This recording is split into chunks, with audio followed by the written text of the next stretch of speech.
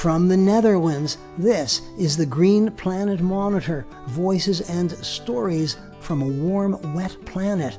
Today, nothing woolly-headed or utopian about it. A universal, guaranteed basic income. People, when you ask them what would you do with a basic income, they tell you work that matters, purposeful work, caring for their families, art, businesses that they see need to exist. They just need a bit of a buffer financially to be able to put the time and the work in to make them exist. Memories of violence 100 years ago linger. A priest said, I can take your place because you are married and you have a child. And the priest was shot. And so my grandfather was saved.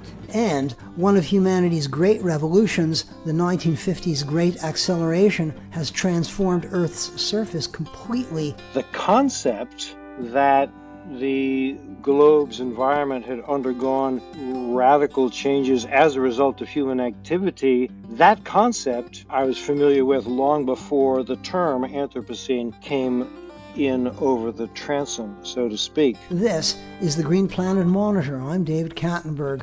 Before diving in, a request. Help us deliver this weekly package of Earth news. Subscribe and or donate at greenplanetmonitor.net.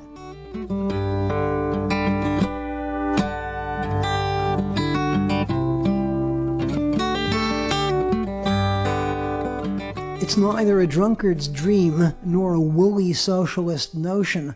A universal basic income guaranteed for a nation's citizens, perhaps residents too, in return for nothing, just to get by. No far-fetched idea. The universal basic income, or UBI concept, is endorsed by the World Bank. In a 2020 report, the World Bank said the universal basic income, quote, holds an attractive promise of change across many lines. These include coverage potential, fairness in social contracts, power relations in labor markets, and gender equity, unquote. Just 2 countries have implemented UBI systems for limited periods, Iran and Mongolia. There is one jurisdiction with a UBI system now in place. Guess where? In the UK, a group of social entrepreneurs are preparing to launch a locally led pilot study to see how UBI systems play out on the ground in people's lives.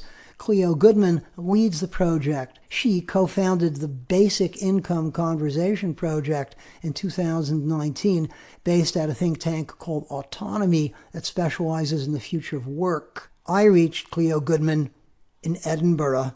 Before we dive into the details, let me ask a question that I think, some people would ask.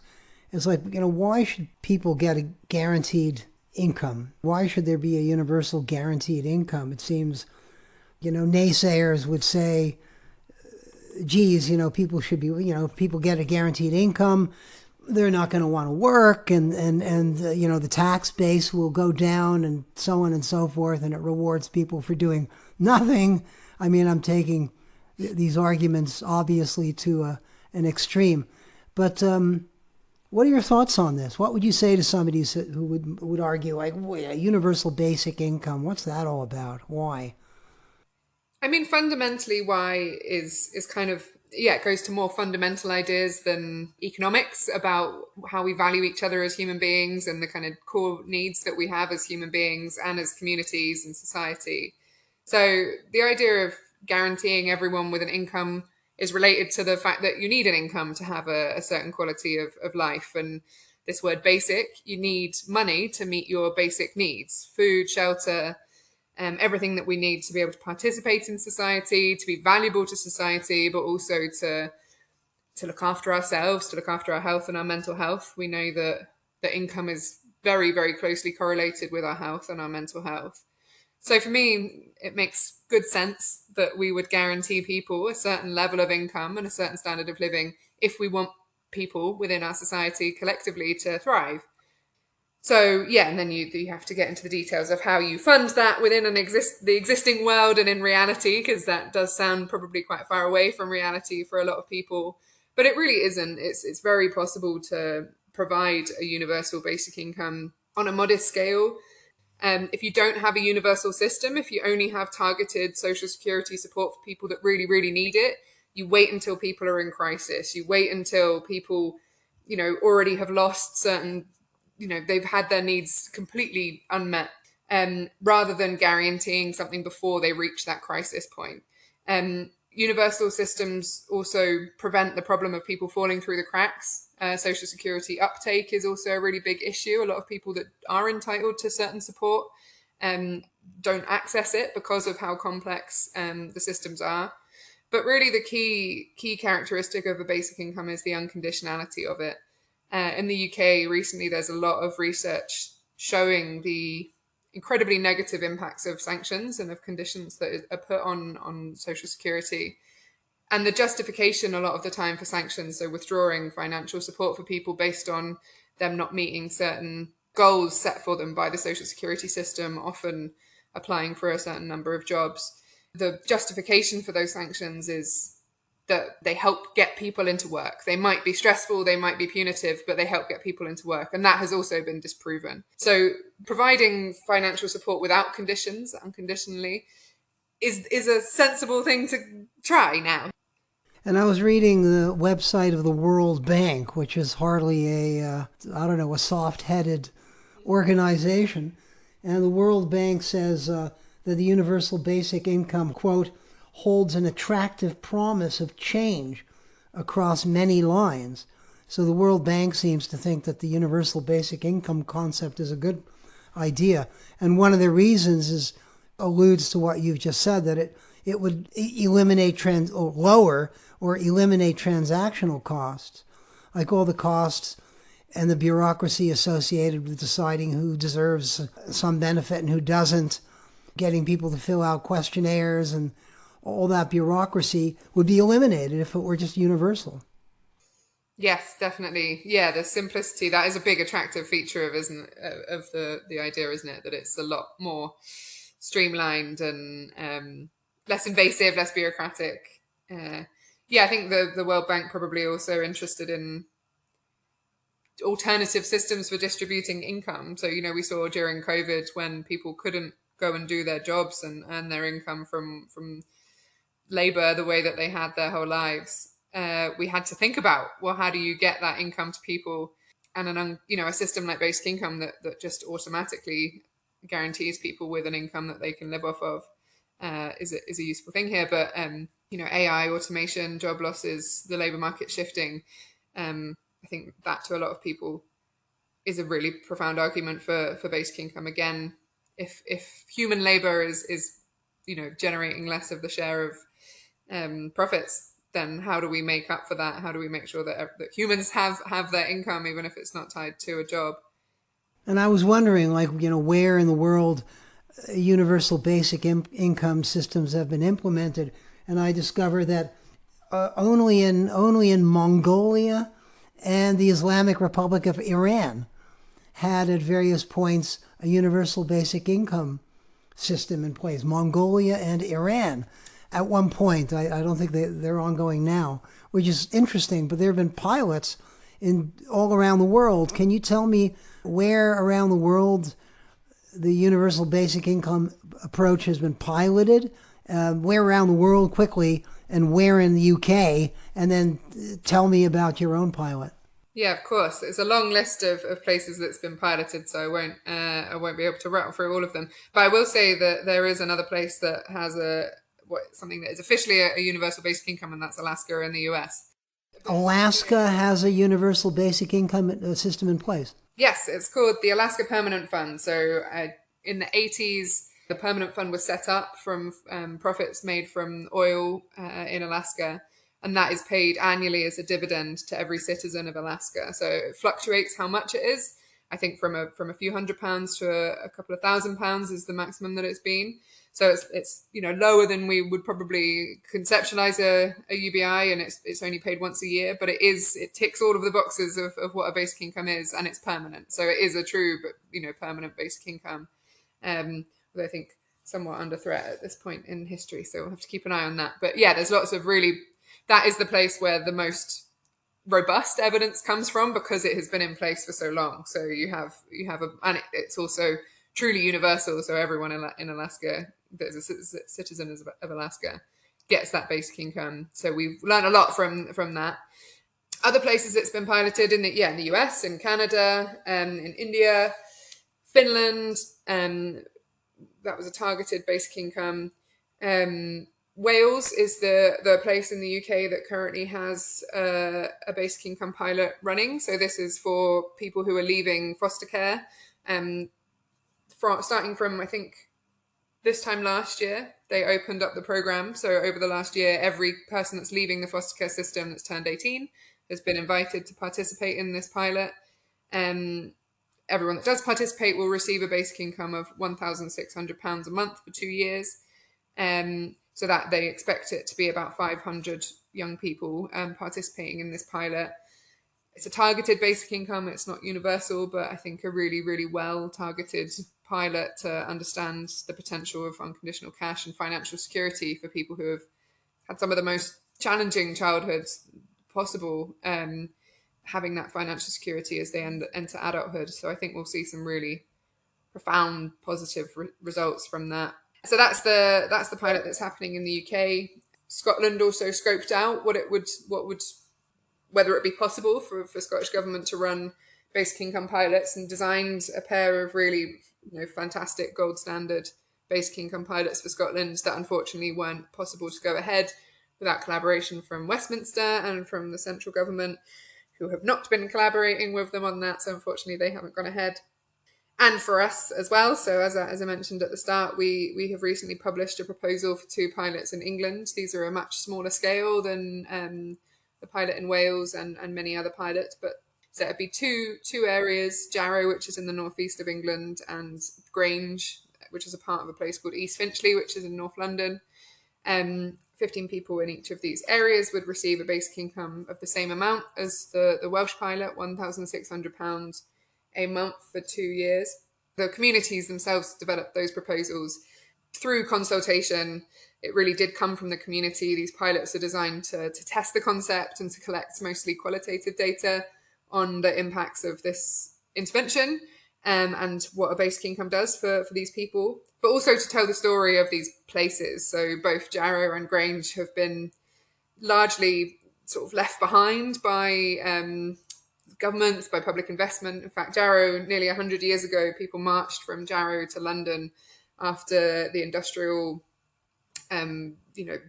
industries were basically stripped out of the town, and there were no jobs, there was no adequate social security.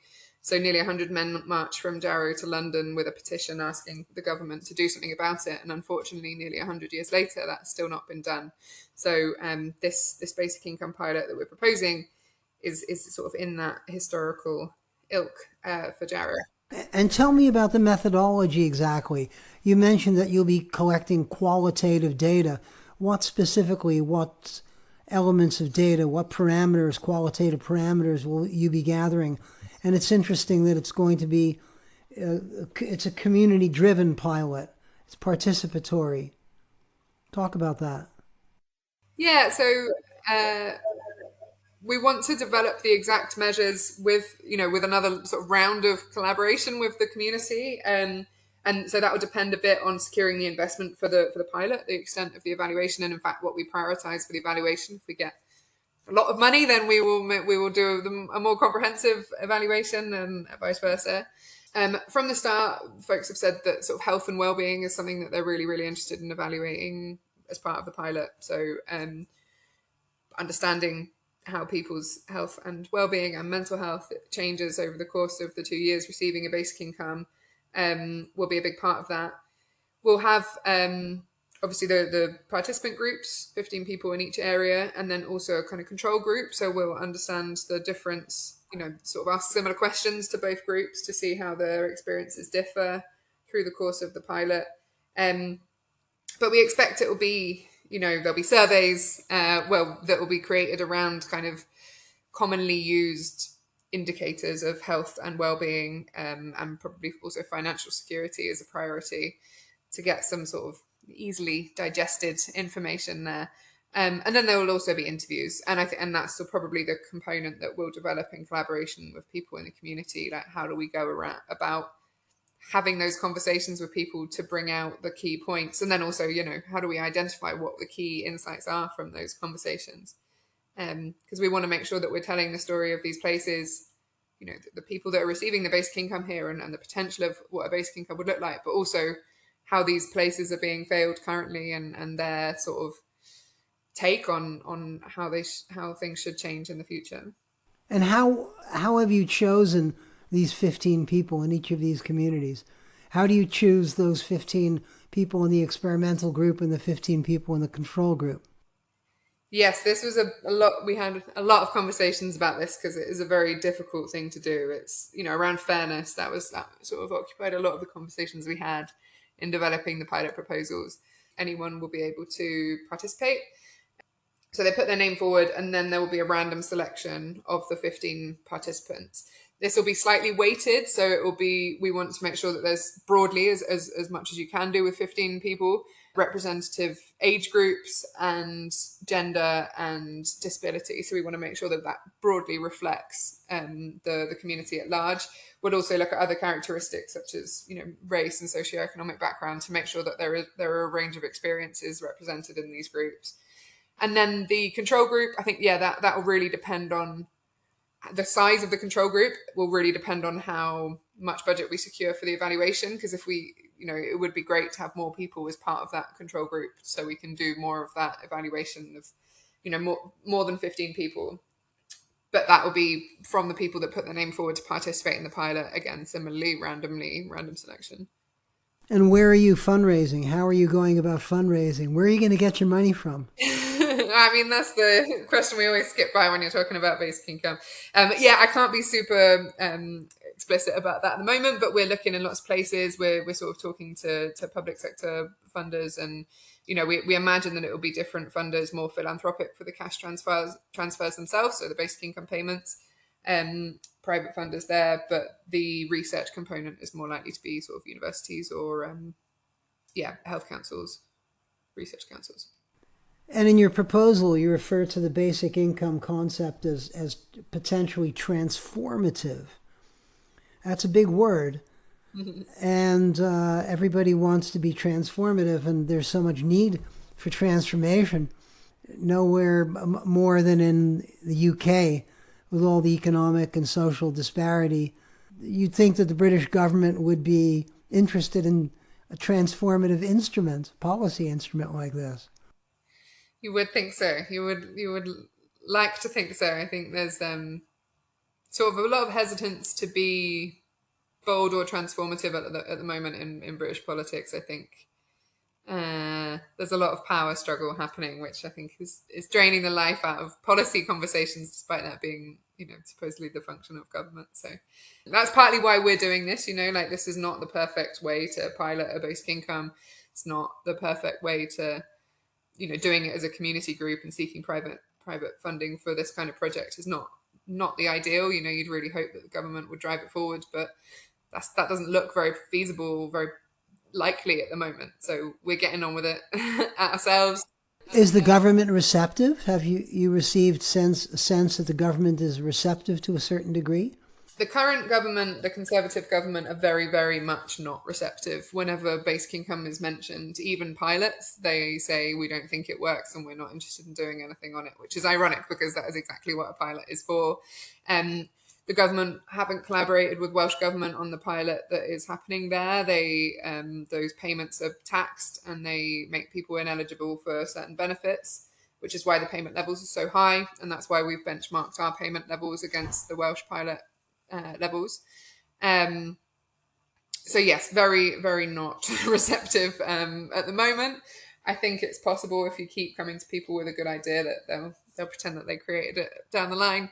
But most of the interest in basic income has come from a sub-national government level. So local government is a lot more interested in basic income. Many councils, dozens of councils in the UK, have passed motions in support of basic income pilots. Welsh government are running their own pilot. Scottish government have funded their own project, or funded a project led by local authorities in Scotland. So there is a lot of interest from government, but unfortunately the central government support is very crucial. I think, the Welsh pilot shows that you can move things forward, though, without collaboration from central government. That's a really serious movement on basic income around that blocker. And does the Welsh pilot project and do other pilot projects of this sort show that communities, pilot groups where people have received a guaranteed income, that those groups are more productive, more economically productive and more socially productive? The data on that, I suppose quantifying that is difficult. It sort of depends on what the indicators are for that. Key findings or key things that you can sort of generalize across basic income experiments is a reduction in stress, which again, if you look at the reverse, like what are stressed people less productive, that's what the research shows too. The question that we ask the most is, what would you do if you had a basic income? And I can tell you confidently from all of the conversations that we've had, the hundreds of conversations, hundreds of people, probably thousands of people, they would be more productive. They're desperate to be more productive. They're desperate to do work that matters, most importantly, socially purposeful work, caring for their families, art, those things that are really difficult to fund. They're really difficult to find a job for. But people, when you ask them what would you do with a basic income, they tell you hundreds of things. And launch their own businesses. Exactly, yeah. Businesses that they see need to exist and that people want to exist, they just need a bit of a buffer financially to be able to put the time and the work in to make them exist. Cleo Goodman, thank you for joining me on the Green Planet Monitor. Thank you. Cleo Goodman is Basic Income Lead for a UK group called Autonomy. She co-founded the Basic Income Conversation Project in 2019 and has facilitated conversations with communities, politicians, policymakers, and academics up and down the UK with the goal of securing a basic income for all. Read more about the Basic Income Conversation Project and the Universal Basic Income concept at greenplanetmonitor.net. You are listening to the Green Planet Monitor. If you're appreciating what you're hearing, go to greenplanetmonitor.net and subscribe or donate or both. With your generous help, we'll keep delivering stories about planet Earth, human development, justice, and science to listen to, read, and watch.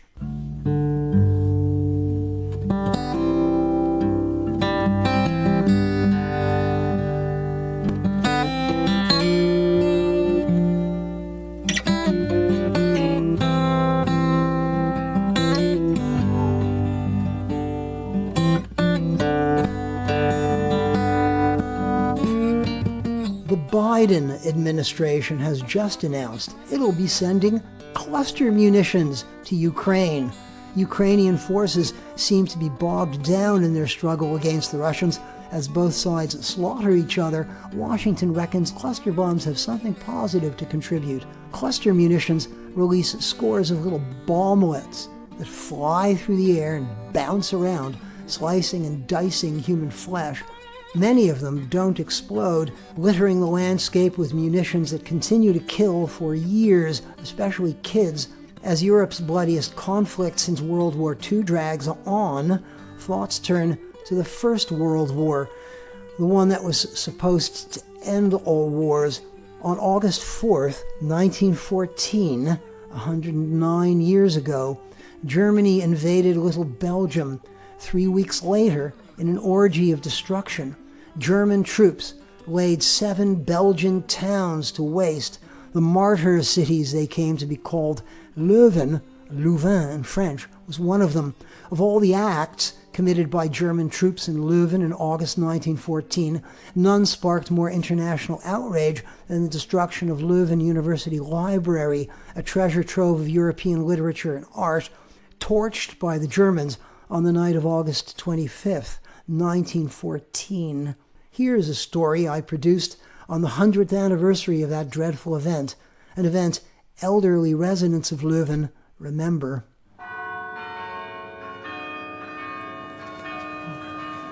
Yes, I have pictures, if you like.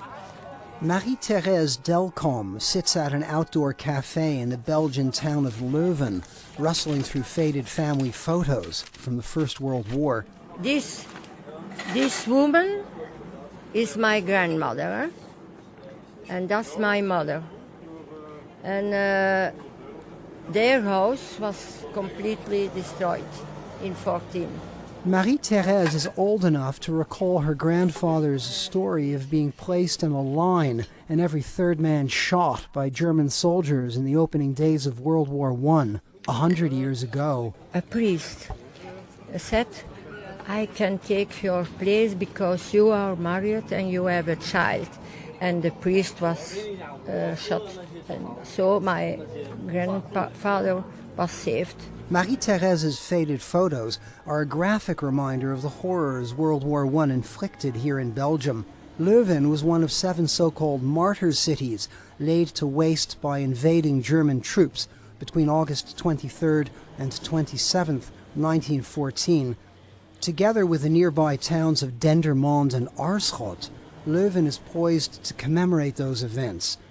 Caroline Helmans works with Leuven's tourist office. Many people know the story of Flanders Fields, but not many people know the story of those martyr cities. Great battlefields, the trenches, that's what people think of when they think of 1914.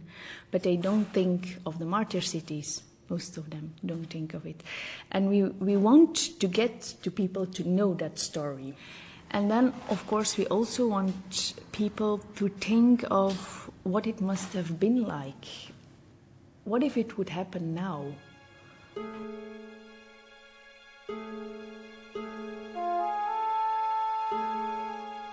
Helmans and her colleagues have organized a 5-day program of cultural events that will kick off on August 23rd.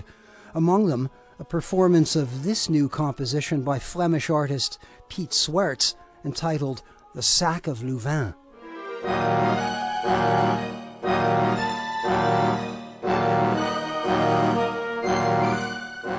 For those who enjoy a history-packed tour, guides like Guido Claassen will be on hand to explain how and where the Sack of Louvain began a century ago.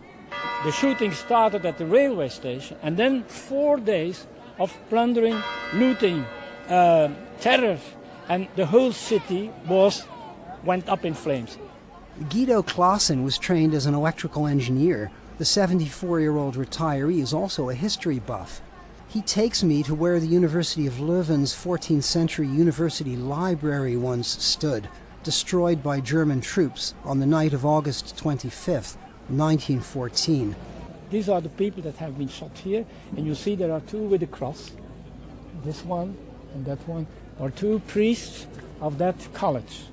And one of those men, he saw that the Germans wanted to set fire, and he came to the German soldiers and said, you know what you do? This is the famous library of the old University of Leuven.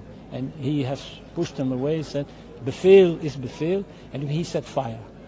And so all the books of this library, very old library of the university, 300,000 books, incunabula, manuscripts, everything was gone.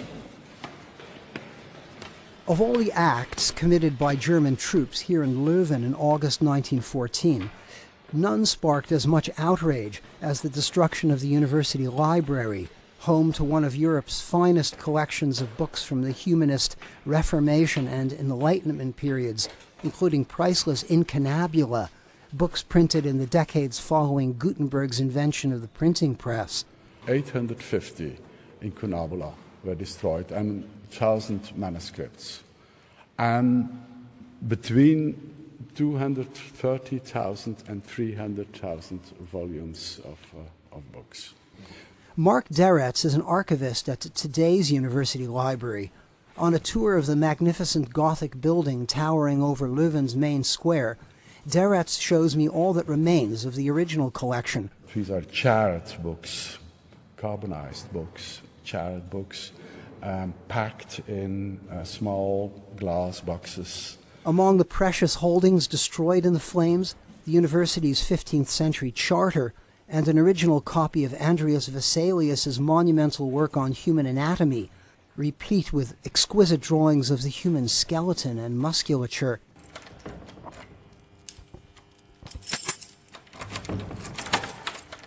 Thankfully, some gems were out on loan when German troops arrived. An original handwritten by Erasmus himself, not by a secretary, but there is a signature, Erasmus Rotterdamensis Manu Propria, written with his own hand. Yeah.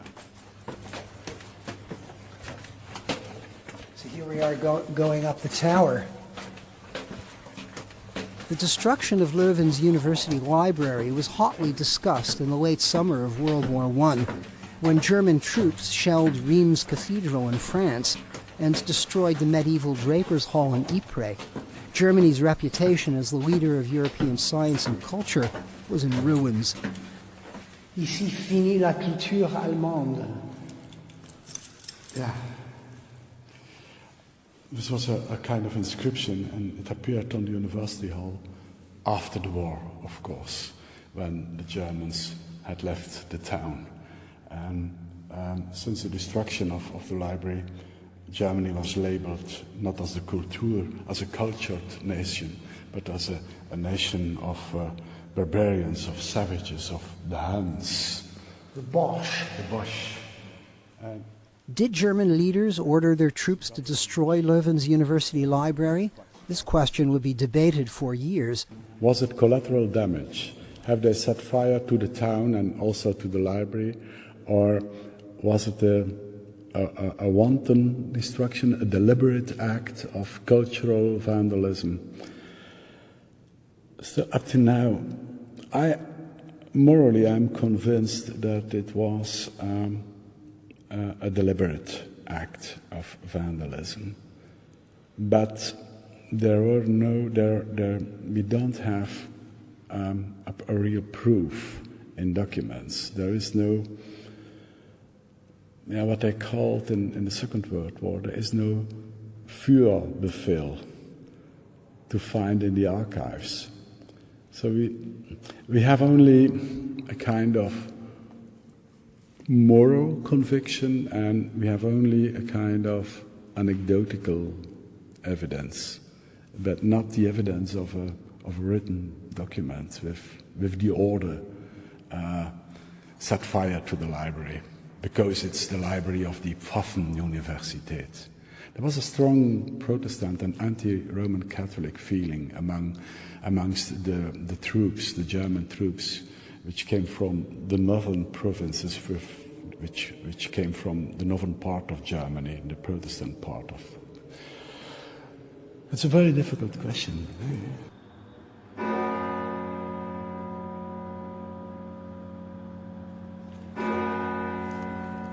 C'est le grand-père de papa qui a été pris par les soldats en otage. For Marie-Thérèse Delcombe, sitting at a crowded cafe in tourist-packed Leuven, the events of 100 years ago are more than academic. Alors il a été devant l'hôpital Saint-Pierre, il a dû faire sa tombe. She shows me a photo of her great-grandfather digging his own grave, armed German soldiers standing at his side. It's horrible. It's a horror, the war. In the First War, there was 15 million people dead in all the world. And that, I hope, is an example to them that the war continues so also in the world. Will this week's commemoration in Leuven and Belgium's other martyr cities help foster a culture of peace? Marie-Thérèse isn't so sure. To respect the people who died and all the things, but it's very touristic. I don't know, and young people don't know about it. It's only the old people remember.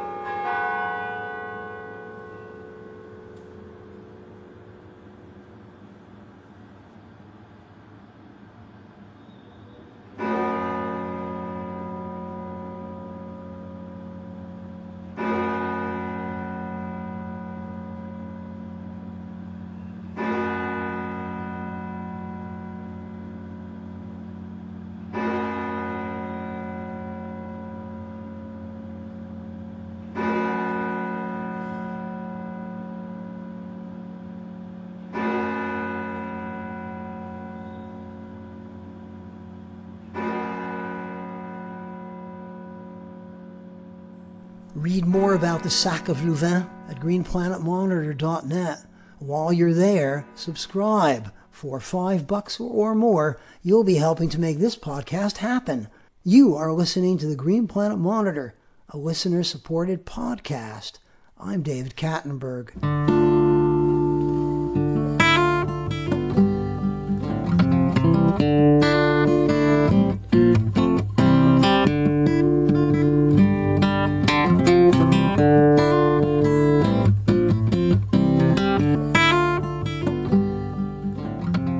It's something human beings take for granted.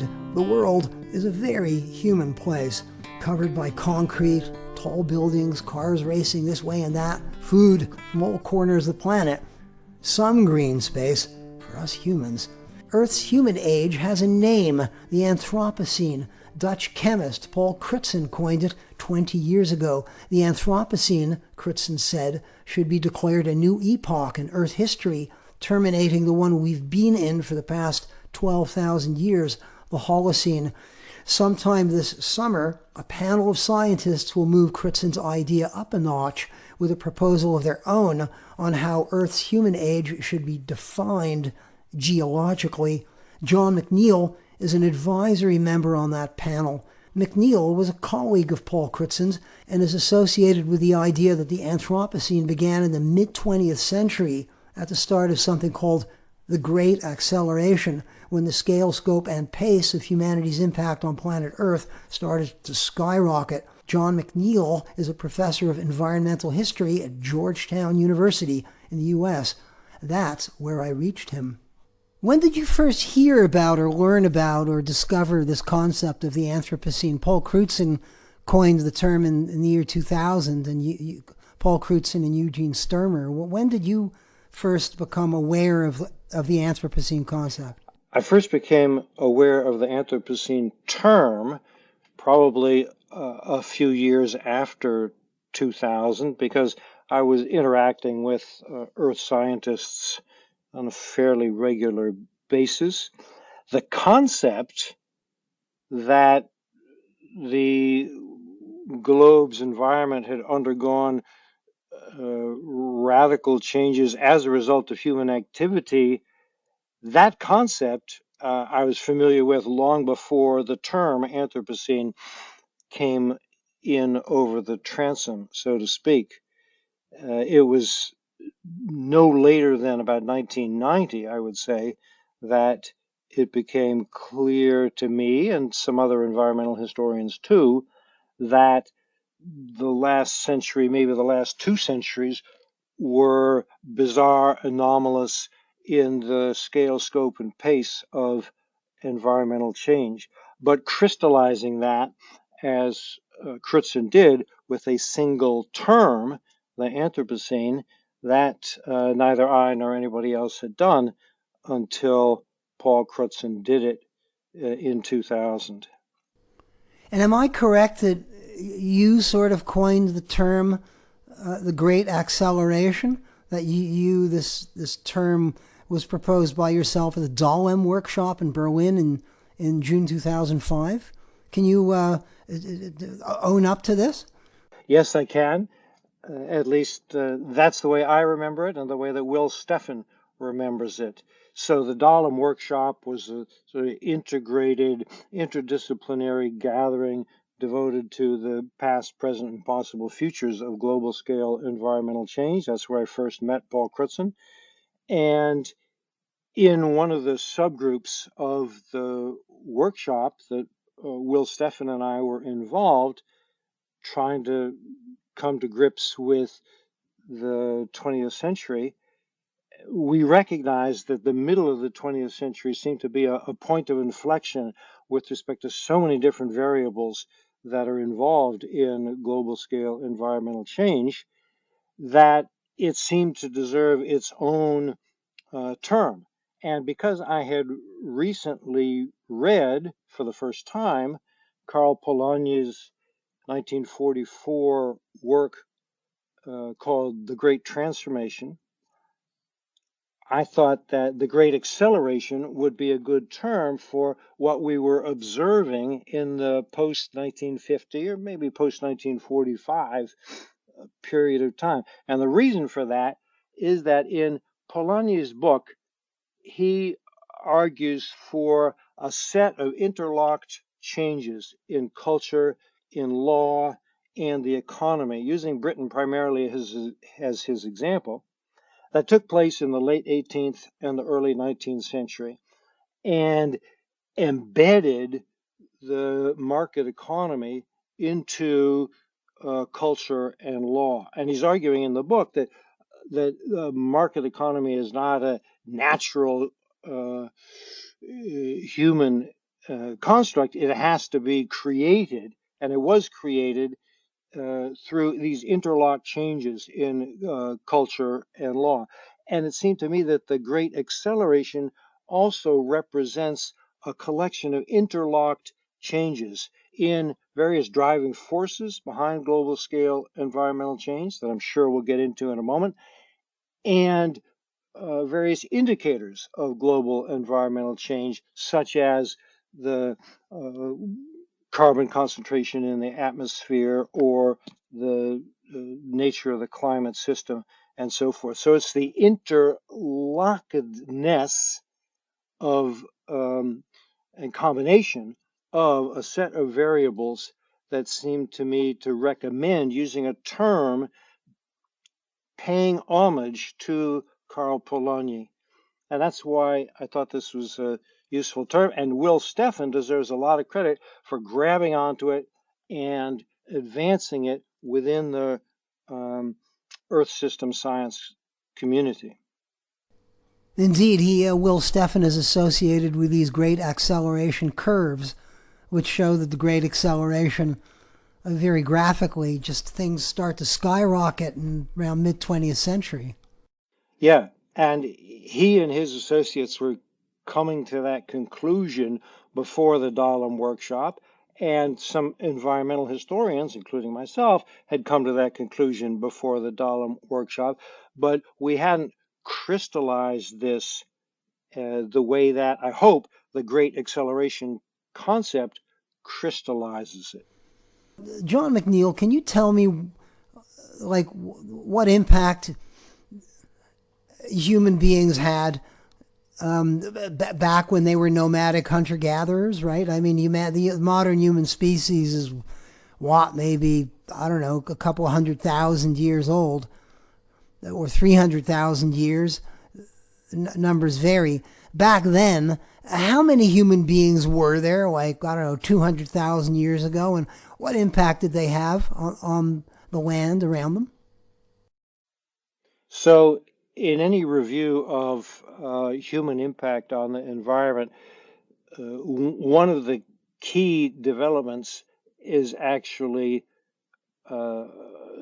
dates back to our hominin ancestors, and that is the harnessing of fire, which looks like it took place at least 700,000 years ago, and maybe well before that. The reason that's important is because fire is a tremendously efficient tool for the transformation of landscapes, landscape burning, vegetation burning. Until comparatively recently, was the only efficient tool that humans had for transforming their environments. And in the last 300,000 years, our species, having inherited this capability, has used it more widely. And in the era prior to about 12,000 years ago, when, as far as we can tell, there was no such thing as agriculture, our ancestors did change the face of the earth, mainly through burning vegetation. But there's one other thing that is of fundamental importance that happened before agriculture, and that is the late Pleistocene extinctions.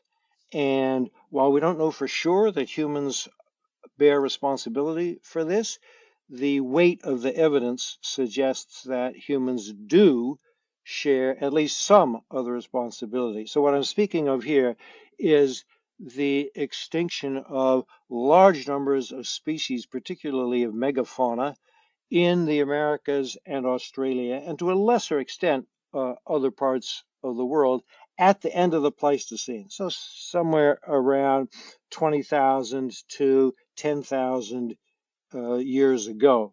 What were these megafauna? So there are all kinds.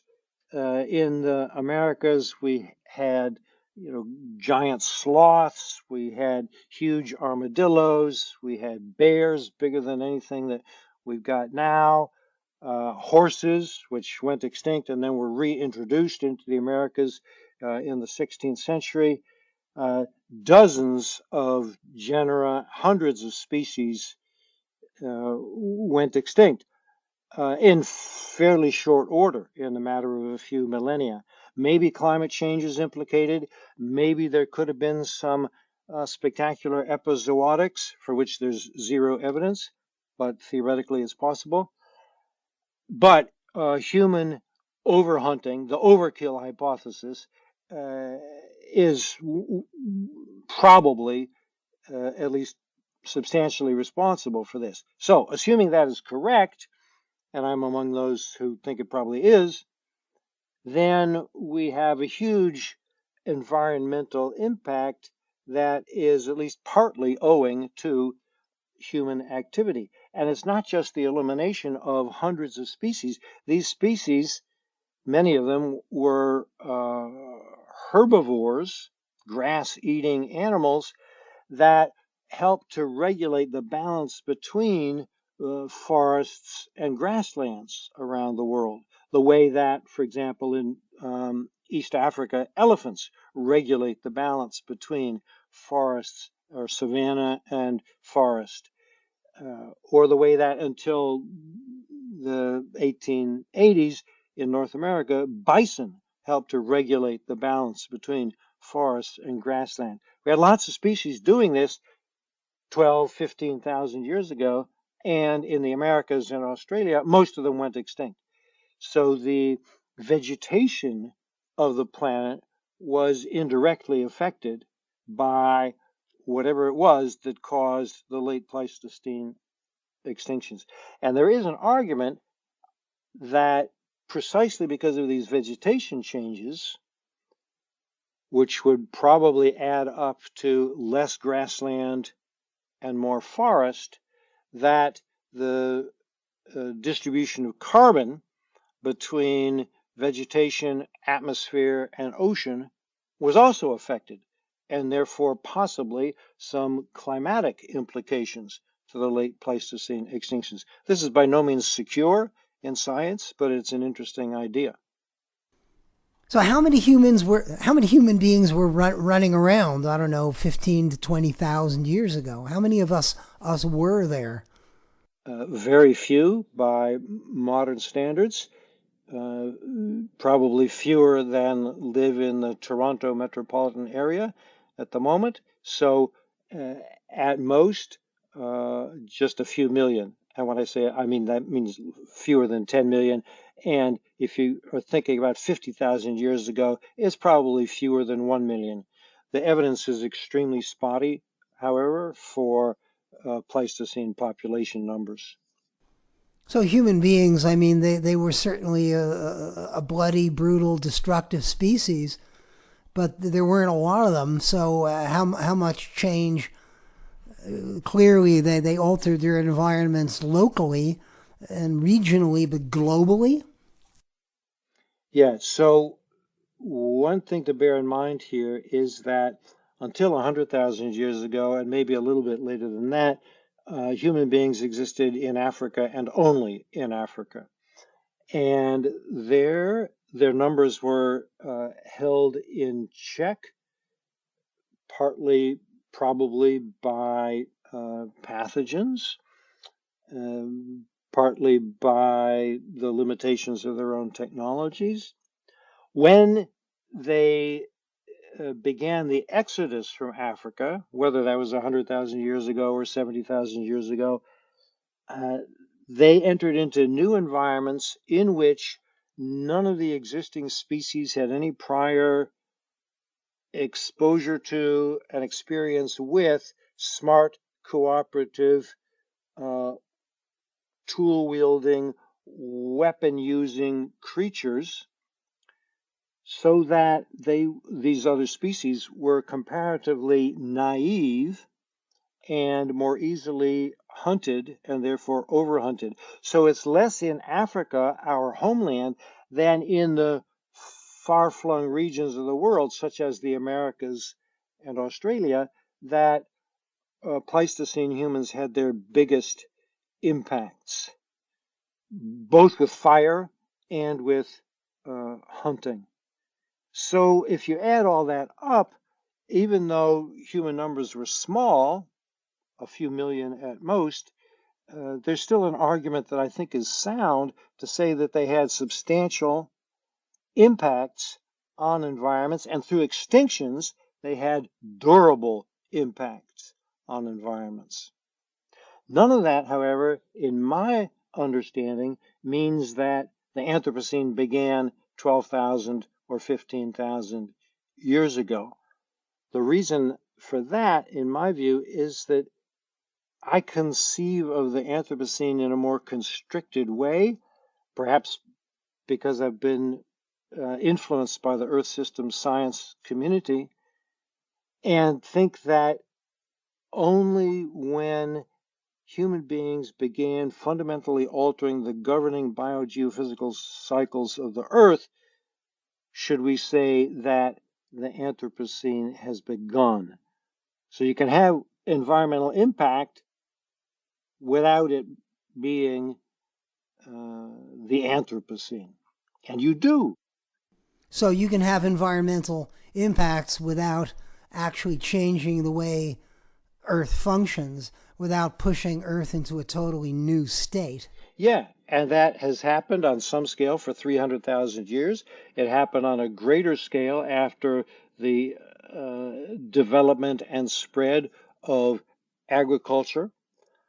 But in the middle of the 20th century, for the first time, as far as the available evidence tells us, the envelope of variability of the Holocene was exceeded in terms of the parts per million of carbon in the atmosphere, in terms of ocean acidity, and a host of other variables. So all these things were always in flux, and humans had had some modest impact on that flux, but not until the middle of the 20th century do they push several of these variables outside the, shall we say, normal range of variability within the Holocene being the last 11,700 years. So that's the argument for seeing the middle of the 20th century as the birthday for the Anthropocene. It's pretty straightforward because the Industrial Revolution, first in Britain, soon thereafter in Western Europe and Eastern North America, eventually many, many parts of the world, is the inauguration of a fossil fuel regime, initially based on coal, eventually based on coal, oil, and natural gas. And the true beginnings of this are in the very late 18th century in Britain.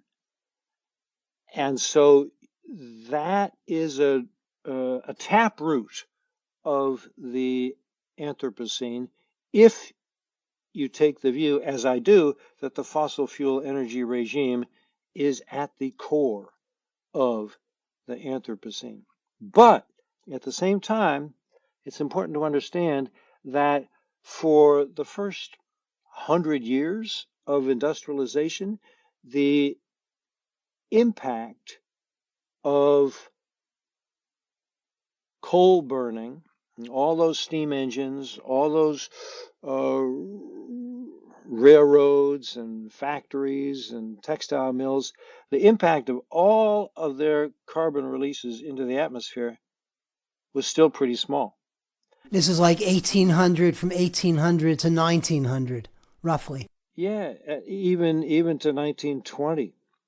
And it looks like greater carbon emissions came from deforestation and landscape burning around the world in the 19th century, a lot of which took place in North America, Canada included, a lot of which took place in Russia, some of it in other parts of the world.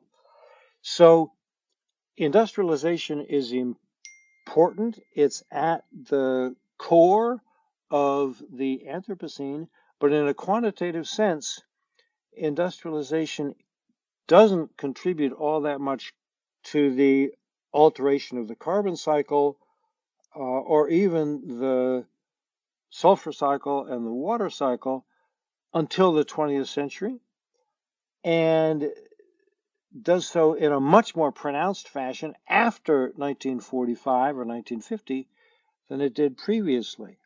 So I like to think of the Industrial Revolution and industrialization in the 19th century generally as a taproot of the Anthropocene, but not the beginning of the Anthropocene, which, as you now know, I conceive of as taking place only in the middle of the 20th century. Even if the geology community formally adopts an Anthropocene with a base layer in 1950 or thereabouts, people in anthropology, literature, philosophy are going to continue to use the word Anthropocene and deploy the concept Anthropocene as fits their purposes, and they're not necessarily going to kowtow to the stratigraphers. John McNeill is a professor of environmental history at Georgetown University. Among his writings, a book called Something Under the Sun, An Environmental History of the 20th Century World. We'll post our complete conversation with John McNeill at greenplanetmonitor.net, together with readings about the Anthropocene and the Great Acceleration.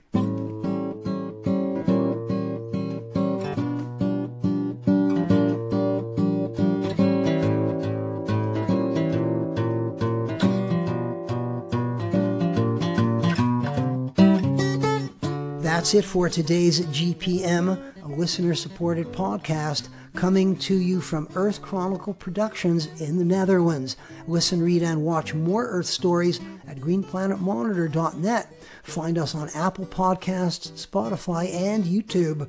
And our home base, Blueberry. We're also on Facebook and Twitter. Wherever or however you're listening, reading, or watching, please help us make the GPM happen. Subscribe and or donate at greenplanetmonitor.net.